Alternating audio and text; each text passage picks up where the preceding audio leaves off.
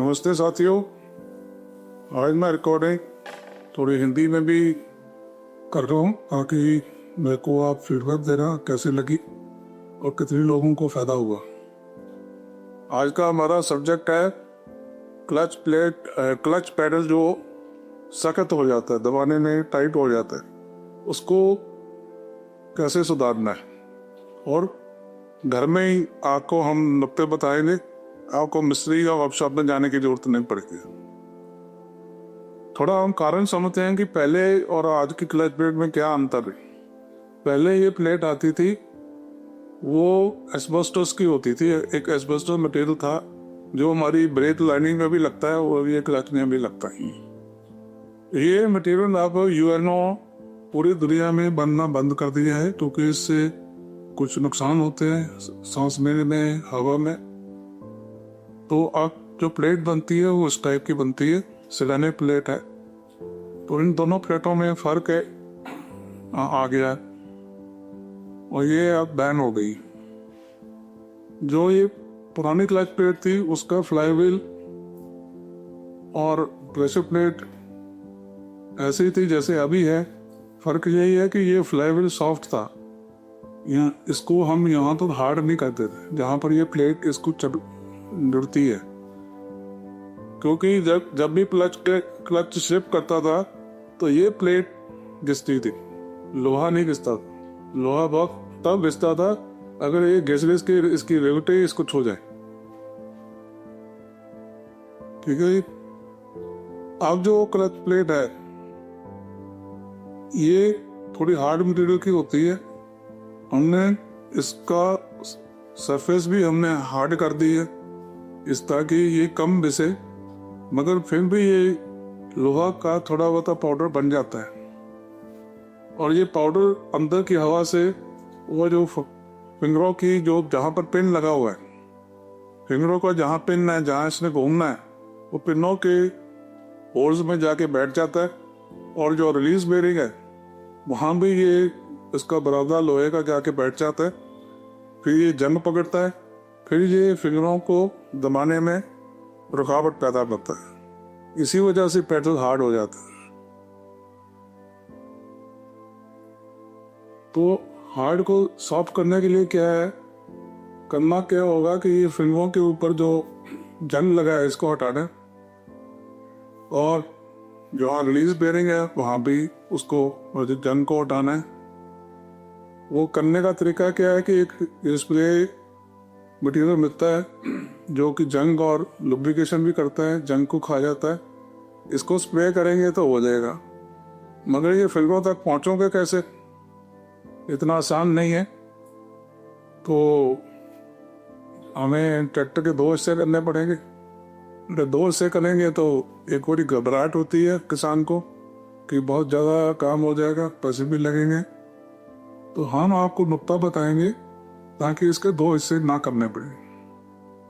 उसका फायदा क्या होगा कि 2 हिस्से में खोलने की जरूरत नहीं है, कोई बहुत एक्सपर्ट मिस्त्री की जरूरत नहीं है, आप घर में कर सकते हो, टाइम बहुत कम लगता है और दिल को थोड़ी खुशी मिलती है क्योंकि ये इसके 2 हिस्से होने से रुक गया।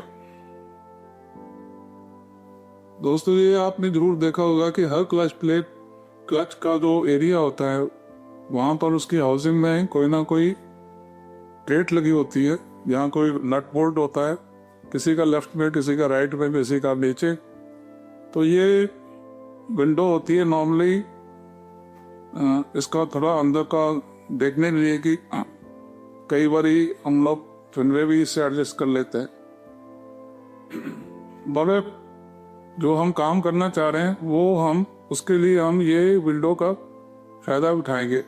जैसे ये विंडो मैंने दिखाई है आपको, ये तकरीबन हर ट्रैक्टर में होती है। कैसे करना है ये आपने समझना जरूरी कि हम जो आप तरीका बता रहे हैं वही तरीका आप यूज करें तो आपका बिल्कुल सक्सेस रेट 100% होगा। पहले तो सूखी हवा प्रेशर वाली अंदर खिड़की खोल के और इसको प्रेशर डालना है हवा का ताकि अंदर की जो सूखी मिट्टी है, सूखा गर्दा है वो बाहर नहीं रहे। फिर हमने इंजन को बिल्कुल स्लो आरपीएम में रखना है स्टार्ट करके, और क्लच को नहीं दबाना, और ये जो खिड़की खोली है वहां से ये जो स्प्रे करना है हमने, जो कि जल को खाएगा और लुब्रिकेशन भी करेगा। और एक बार ये हमने स्प्रे कर दिया, बहुत समय तक आपको इसका पता मिलेगा। कुछ 1 आधे मिनट के बाद ये स्प्रे रोक देनी है, 1 मिनट भी नहीं, आधा मिनट के लिए बस ये करनी है स्प्रे रोक रोक के। और इंजन को आपने बंद करके 1 घंटे के लिए कुछ नहीं करना, कोई क्लच नहीं दबाना, कोई इंजन स्टार्ट नहीं करना। 1 घंटे के बाद आप इंजन को स्टार्ट करिए, 1000-1200 चक्कर में इसको चलाइए। आप साथ साथ क्लच को दबाना शुरू करें 2-3 बारी, तो क्लच आकर बिल्कुल सॉफ्ट हो जाएगा बिना 2 हिस्से किए। और एक ही सबसे बड़ा नुक्ता है कि जब आप स्प्रे करनी है आपने क्लच को नहीं दबाना, ये सबसे बड़ा नुक्ता है। ठीक है जी।